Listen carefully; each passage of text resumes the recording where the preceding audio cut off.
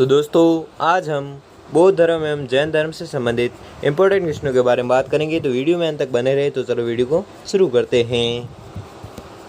तो आपका पहला सवाल है कि बौद्ध धर्म के संस्थापक महात्मा बुद्ध के बचपन का नाम क्या था। तो महात्मा बुद्ध के बचपन का नाम था सिद्धार्थ। ठीक है, सिद्धार्थ है जो महात्मा बुद्ध के बचपन का नाम था और महात्मा बुद्ध बौद्ध धर्म के संस्थापक थे। ठीक है, तो आपको याद रखना है। अगला सवाल है कि वैशाख पूर्णिमा के दिन महात्मा बुद्ध से संबंधित घटित घटना है। तो क्या हुआ था, क्या घटना घटित हुई थी? उपयुक्त सभी। ठीक है, वैशाख पूर्णिमा के दिन महात्मा बुद्ध से संबंधित घटित घटना ये उपयुक्त सभी हुई थी। जन्म हुआ था, ज्ञान की प्राप्ति हुई थी और मृत्यु हुई थी। ये तीनों ही जो घटनाएं हुई थी ये वैशाख पूर्णिमा के दिन हुई थी। ठीक है, तो आपको याद रखना है किन के साथ हुई थी। तो महात्मा बुद्ध के साथ हुई थी। ठीक है, जन्म भी प्राप्त हुआ और ज्ञान की प्राप्ति हुई और मृत्यु की प्राप्ति हुई। ठीक है, इसलिए आपका सही जवाब होगा ऑप्शन नंबर 4। अगला सवाल है कि गौतम बुद्ध ने अपना प्रथम उपदेश दिया। तो गौतम बुद्ध ने अपना प्रथम उपदेश दिया था सारनाथ में। ठीक है, सारनाथ में अपना प्रथम उपदेश किसने दिया था? तो वह दिया था गौतम बुद्ध ने। ठीक है, तो आपको याद रखना है। अगला सवाल है कि महात्मा बुद्ध ने सर्वप्रथम कहाँ महिलाओं को बौद्ध संघ में प्रवेश की अनुमति प्रदान की? तो यह की थी आम्रवाटिका में। ठीक है, आम्रवाटिका में महिलाओं को बौद्ध संघ में प्रवेश की अनुमति प्रदान की किसने की थी? तो यह की थी महात्मा बुद्ध ने। ठीक है, महात्मा बुद्ध ने की थी सर्वप्रथम। कहाँ पर की थी? आम्रवाटिका में। ठीक है, आम्रवाटिका में क्या किया? महिलाओं को बौद्ध संघ में प्रवेश की अनुमति दी। अगला सवाल है कि सुमिलित कीजिए। तो सुमिलित करना है। ठीक है, तो अ को ब से सुमिलित करना है। तो इसमें क्या करना है? सबसे पहले तो हाथी है, जो हाथी प्रतीक है इसका बुद्ध के गर्भ में आने का प्रतीक है। सांड है जो यौवन का प्रतीक है।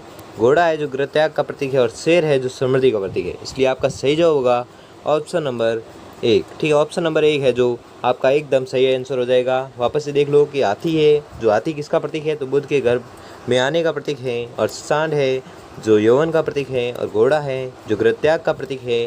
और शेर है जो समृद्धि का प्रतीक है। इसलिए आपका सही जवाब होगा ऑप्शन नंबर 1। ठीक है, तो याद रखो आप। अगला सवाल है कि महावीर स्वामी की मृत्यु के बाद कौन जैनियों का प्रधान बना? तो जैनियों का प्रधान बना था सुधर्मन। ठीक है, सुधर्मन है जो महावीर स्वामी की मृत्यु के बाद जैनियों का प्रधान बना था। कौन? सुधर्मन। अगला सवाल है कि सुमिलित कीजिए। तो सुमिलित करना है बौद्ध संगीति और शासक। ठीक है, बौद्ध संगीति और शासक के मध्य सुमिलित करना है। तो आपका सही जवाब होगा ऑप्शन नंबर 2। ठीक है, तो इसमें क्या है? तो अ है प्रथम संगीति। तो प्रथम संगीति का मिलान होगा अजातशत्रु से। ठीक है, जो अजातशत्रु के शासनकाल में हुई थी। और द्वितीय संगीति हुई थी कालाशोक के शासनकाल में। तृतीय संगीति हुई थी अशोक के शासनकाल में। और चतुर्थ संगीति है जो हुई थी कनिष्क के शासनकाल में। इसलिए आपका सही जवाब होगा ऑप्शन नंबर 2। इसे सुमिलित कर लेते हैं कि प्रथम संगीति अजातशत्रु के शासनकाल में हुई। और जो द्वितीय संगीति हुई थी वह कालाशोक के शासनकाल में हुई थी। तृतीय संगीति हुई थी वह हुई थी अशोक के शासनकाल में। और चतुर्थ संगीति है वह हुई थी कनिष्क के शासनकाल में। इसलिए आपका सही जवाब होगा ऑप्शन नंबर 2। अगला सवाल है कि चारण चन्ना था। तो चारण चन्ना क्या था? बुद्ध का सारथी। ठीक है, बुद्ध का सारथी था चारण चन्ना। ठीक है, कौन था? चारण चन्ना कौन था? तो आपको याद रखना है बुद्ध का सारथी था। अगला सवाल है और इसे भी सुमिलित करना है। तो महाविनिष्क्रमण तो यह हुई थी घटना। बुद्ध के जीवन की घटनाओं को सुमिलित करना है। ठीक है, तो महाविनिष्क्रमण यह थी घटना गृह त्याग की घटना। ठीक है, जो गृह त्याग की घटना हुई थी उसे महाविनिष्क्रमण है जो कहते हैं।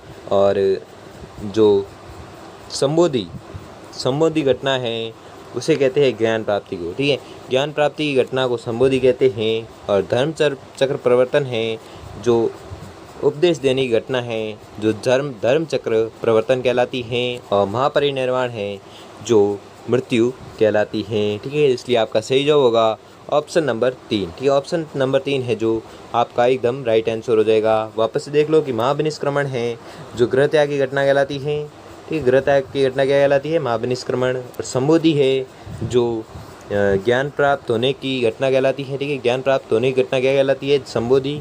और धर्म चक्र प्रवर्तन है जो उपदेश देनी घटना है, ठीक है। उपदेश देनी घटना क्या कहलाती है? धर्म चक्र प्रवर्तन। और महापरिनिर्वाण है जो मृत्यु, ठीक है, मृत्यु हुई थी उसे क्या कहते हैं? महापरिनिर्वाण, ठीक है। तो आपको याद रखना है।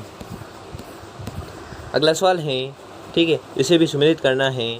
तो इसमें ऋषभदेव है जिसका संकेत है सांड, अजितनाथ है जिसका संकेत है हाथी, पार्श्वनाथ है जिनका संकेत है सर्प, और महावीर स्वामी हैं जिनका संकेत है सिंह। इसलिए आपका सही जवाब होगा ऑप्शन नंबर 1, ठीक है।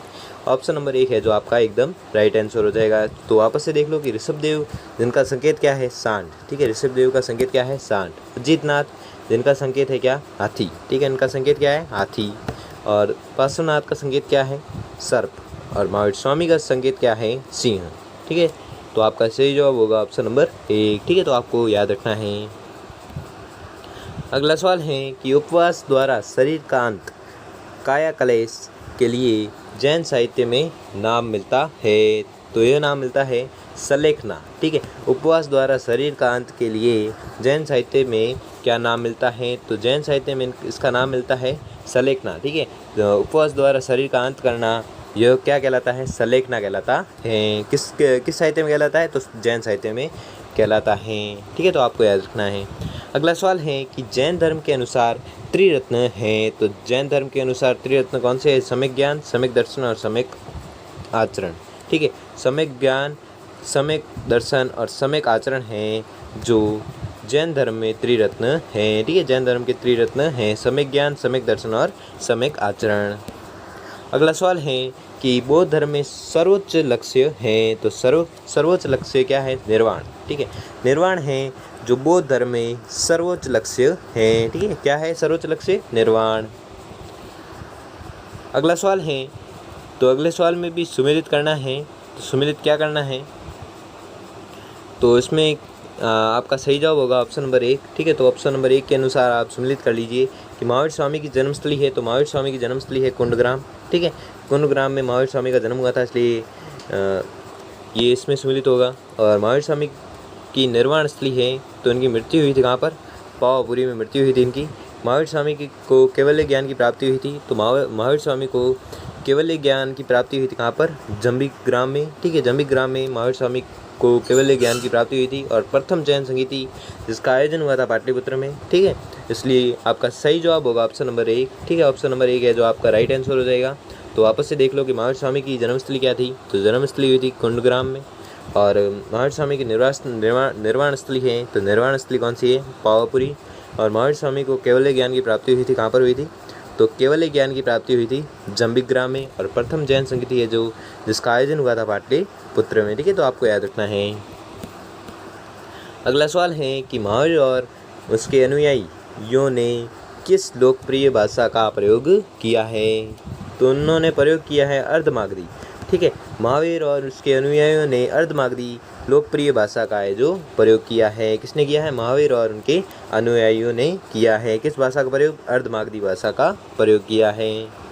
अगला सवाल है कि निम्न 4 स्थलों पर हुई बौद्ध संगीतियों का सही कालक्रमानुसार क्या है? तो सही कालक्रमानुसार बताना है। तो सही कालक्रमानुसार है ऑप्शन नंबर 4 आपका राइट आंसर हो जाएगा, जिसमें बी राजगृह, फिर बैसाखी, फिर पाटलिपुत्र और लास्ट में है कुंडलवन। यह है 4 स्थलों पर हुई बौद्ध संगीति का सही कालक्रमानुसार, ठीक है। तो पहले कहाँ पर हुई थी? राजगृह में हुई थी, ठीक है। फिर हुई थी बैसाखी में, फिर हुई थी पाटलिपुत्र में और लास्ट में हुई थी कुंडलवन में, ठीक है। क्या हुआ था? बौद्ध संगीति का आयोजन हुआ था, ठीक है। तो यह आपका कालक्रमानुसार था, ठीक है। तो आपका सही जवाब होगा ऑप्शन नंबर 4, ठीक है। तो आपको याद रखना है। अगला सवाल है कि गौतम बुद्ध पैदा हुए थे। तो गौतम बुद्ध कहाँ पर पैदा हुए थे? कपिलवस्तु में, ठीक है। कपिलवस्तु में हुए थे। गौतम बुद्ध का जन्म हुआ था, या गौतम बुद्ध है जो पैदा हुए थे कहाँ पर? कपिलवस्तु में। अगला सवाल है कि बौद्ध धर्म का हीनयान संप्रदाय विश्वास करता है। तो किस पर विश्वास करता है? गौतम बुद्ध एक महामानव है किंतु अवतार नहीं है, ठीक है। गौतम बुद्ध एक महामानव या महापुरुष है लेकिन अवतार नहीं है। वह बौद्ध धर्म का हीनयान संप्रदाय है जो विश्वास करता है। किसमें विश्वास करता है? गौतम बुद्ध एक महामानव या महापुरुष है किंतु अवतार नहीं है, इसमें विश्वास करता है। कौन करता है? हीनयान संप्रदाय विश्वास करता है। अगला सवाल है कि प्रथम बौद्ध संगीति किसके दौरान आयोजित हुई? तो यह हुई थी अजातशत्रु के दौरान। ठीक है, अजातशत्रु के दौरान आयोजित हुई थी। कौन सी बौद्ध संगीति? तो प्रथम बौद्ध संगीति है जो आयोजित हुई थी। किसके शासनकाल में? तो यह हुई थी अजातशत्रु के शासनकाल में। अगला सवाल है कि भारत में बौद्ध धर्म के अंत का कारण था। तो अंत का कारण क्या था? मठों में भ्रष्टाचार एवं अनैतिकता का उत्पन्न होना। ठीक है, मठों में भ्रष्टाचार एवं अनैतिकता का उत्पन्न होना भारत में बौद्ध धर्म के अंत का कारण था। ठीक है, तो आपको याद रखना है। अगला सवाल है कि अजंता चित्रकला का संबंध है। ठीक है, तो अजंता चित्रकला का संबंध है, किससे संबंधित है? तो यह संबंधित है बौद्ध धर्म से। ठीक है, बौद्ध धर्म से क्या संबंधित है? अजंता चित्रकला है जो संबंधित है। अगला सवाल है कि बौद्ध साहित्य में कितने पिटक हैं? तो बौद्ध साहित्य में 3 पिटक हैं। ठीक है, सूत पिटक, विनय पिटक और अभिधम पिटक, ये तीनों पिटक हैं जो बौद्ध साहित्य में पिटक है। कितने? 3 पिटक हैं। अगला सवाल है कि निम्नलिखित में से किसमें बौद्ध संघ जीवन के आचरण के नियमों का संग्रह है? तो यह संग्रह है विनय पिटक में। ठीक है, विनय पिटक में बौद्ध संघ जीवन के आचरण के नियमों का है जो संग्रह है। किसमें है? विनय पिटक में। तो दोस्तों, आपको वीडियो कैसा लगा हमें कमेंट बॉक्स में कमेंट करके ज़रूर बताएं। अगर आपके लिए यह वीडियो थोड़ा सा भी हेल्पफुल साबित हुआ हो तो वीडियो को लाइक और चैनल को सब्सक्राइब कर लीजिए। धन्यवाद।